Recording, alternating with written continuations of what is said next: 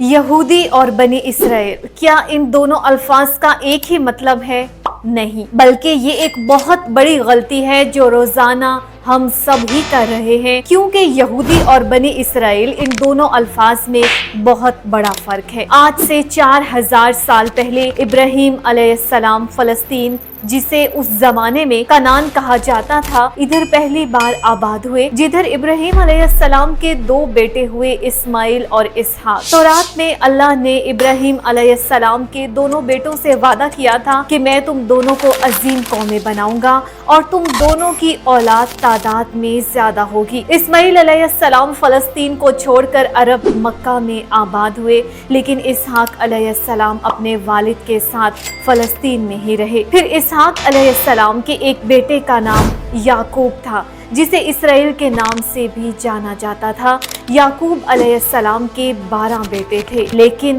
یعقوب علیہ السلام ان 12 بیٹوں میں سے سب سے زیادہ محبت اپنے بیٹے یوسف علیہ السلام سے کرتے تھے، جس کی وجہ سے باقی بھائی یوسف علیہ السلام سے بہت حسد کرتے تھے۔ پھر آگے جو ہوا وہ ہم سب ہی جانتے ہیں، اور یوسف علیہ السلام مصر کے وزیر اعظم بنے، اور کچھ ہی سال بعد ہر طرف قحط آنے کی وجہ سے یوسف علیہ السلام نے اپنے 12 بھائیوں کو فلسطین سے نکال کر اپنے ساتھ مصر میں آباد کر لیا۔ آہستہ آہستہ یعقوب علیہ السلام اسرائیل کے ان 12 بیٹوں کی اولادیں مصر کے ہر شعبے میں پھلنے پھولنے لگی۔ جس طرح آج بھی یہودی جس بھی ملک میں رہتے ہیں، وہاں کی سب سے پاورفل کمیونٹی بن جاتے ہیں۔ مصر میں بنی اسرائیل کی طاقت سے گھبرا کر آہستہ آہستہ فرعون نے ان پر ظلم کرنا شروع کیا، اور آخرکار سارے بنی اسرائیل کو اپنا غلام بنا لیا۔ لیکن 400 سال بعد اللہ نے انہی 12 قبیلوں میں سے ایک قبیلے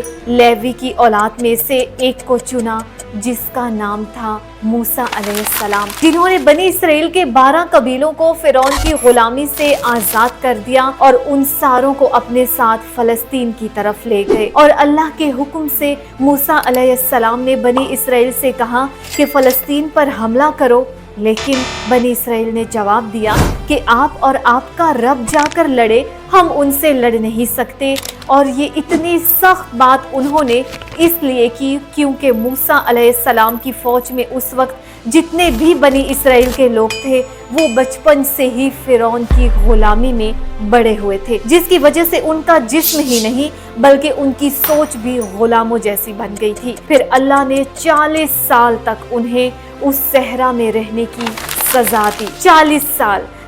سال ہی کیوں؟ کیونکہ ان 40 سالوں میں بنی اسرائیل کی پرانی جنریشن جو فرعون کی غلامی کی سوچ میں بڑی ہوئی تھی، وہ بالکل ختم ہو گئی، اور ایک نئی جنریشن موسیٰ علیہ السلام کی لیڈرشپ میں بالکل آزاد سوچ کے ساتھ بڑی ہوئی، اور آخر بنی اسرائیل کی اس نئی جنریشن نے فلسطین اور یروشلم کو فتح کر لیا۔ پیغمبروں کی یہ ساری سٹوریز بڑی بڑی کتابوں میں ہزاروں سالوں سے پڑی ہوئی ہیں، لیکن اب کون جا کے یہ ساری کتابیں پڑھے، اور وہ بھی ٹک ٹاک کے اس فاسٹ زمانے میں۔ موسیٰ علیہ السلام کے بعد بنی اسرائیل فلسطین میں بہت سال تک رہے، لیکن پھر انہیں دوبارہ وہاں سے نکال دیا گیا، جس کے بعد اللہ نے بنی اسرائیل کے 12 قبیلوں میں سے ایک قبیلے یہودا کی اولاد میں سے ایک پیغمبر چنا، داؤد علیہ السلام، جنہوں نے یروشلم پر حملہ کر کے اسے دوبارہ فتح کر لیا، اور ان کے بیٹے سلیمان علیہ السلام نے یہاں پہلی مسجد ٹیمپل بنایا۔ اب بنی اسرائیل کا سب سے طاقتور قبیلہ یہودا کی اولاد بن چکی تھی، کیونکہ سلیمان علیہ السلام دنیا کی سب سے طاقتور بادشاہ کا تعلق یہودا قبیلے سے تھا۔ لیکن سلیمان علیہ السلام کا بیٹا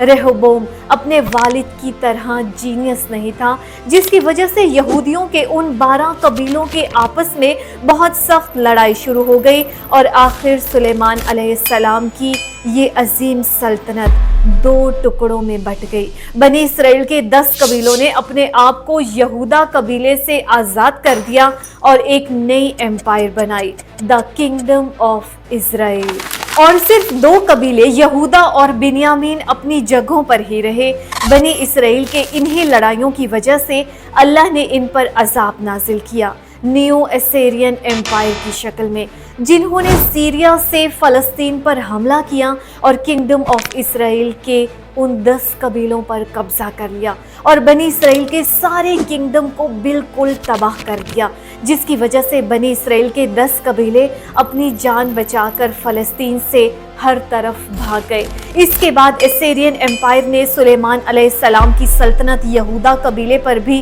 حملہ کرنے کی کوشش کی، لیکن وہ اسے فتح نہیں کر سکے، کیونکہ آج دنیا میں جتنے بھی یہودی ہیں یہ بنی اسرائیل کا صرف ایک چھوٹا سا حصہ ہے۔ صرف 2 قبیلوں کی اولاد ہیں، باقی سارے 10 قبیلے یہ علاقہ چھوڑ کر جا چکے ہیں۔ اب کئی سالوں سے دنیا میں بہت سارے قبیلوں نے یہ دعویٰ کیا ہے کہ ان کا تعلق بنی اسرائیل کے انہی 10 قبیلوں میں سے ہے جو غائب ہو چکے ہیں۔ لیکن دنیا میں ایک قوم ایسی ہے جس کا دعویٰ سب سے بھاری ہے اور جسے بہت سارے یہودی بھی بنی اسرائیل کا حصہ سمجھتے ہیں، پٹھان۔ آج سے 400 سال پہلے پہلی بار مغل سلطنت کی بادشاہ جہانگیر کے دور میں پہلی دفعہ اس بات کا ذکر ہوا کہ پختون قبیلہ اصل میں بنی اسرائیل کا حصہ ہے، اور یہودیوں کی کتابوں میں بھی لکھا ہے کہ بنی اسرائیل کے 10 قبیلوں میں سے بہت سارے لوگ دریائے فرات یوفریٹس کے ایسٹ میں آباد ہوئے،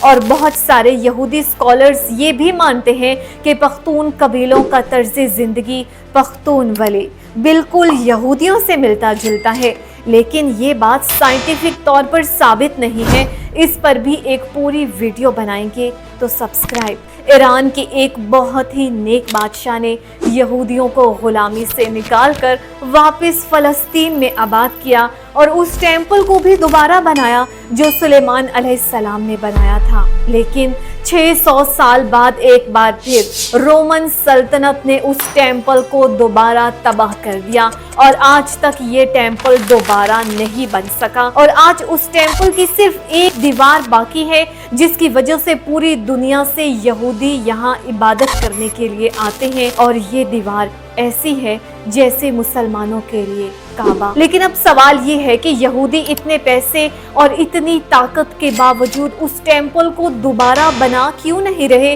کیونکہ یہودیوں کا ماننا ہے کہ بہت جلد ان کا ایک مسیحا آئے گا، اور وہ پورے بنی اسرائیل کو دوبارہ فلسطین میں جمع کرے گا، حتیٰ کہ ان 10 قبیلوں کو جن میں سے بہت سارے مسلمان ہو چکے ہیں، ان ساروں کو یروشلم فلسطین میں دوبارہ متحد کرے گا، اور وہاں سے پھر دوبارہ ایک یونائٹڈ کنگڈم آف اسرائیل بنائے گا، بالکل اسی طرح جس طرح سلیمان علیہ السلام کی حکومت تھی، اور اس ٹیمپل کو تیسری اور آخری دفعہ بنائے گا جو پہلے سلیمان علیہ السلام اور پھر سائرس دی گریٹ نے بنایا تھا۔ اور اسی لیے آج اتنے پیسے اور طاقت ہونے کے باوجود یہودی اس ٹیمپل کو دوبارہ نہیں بنا رہے، اور اس مسیحا اور بنی اسرائیل کے 10 منتشر ہو جانے والے قبیلوں کا پچھلے 2000 سال سے انتظار کر رہے ہیں۔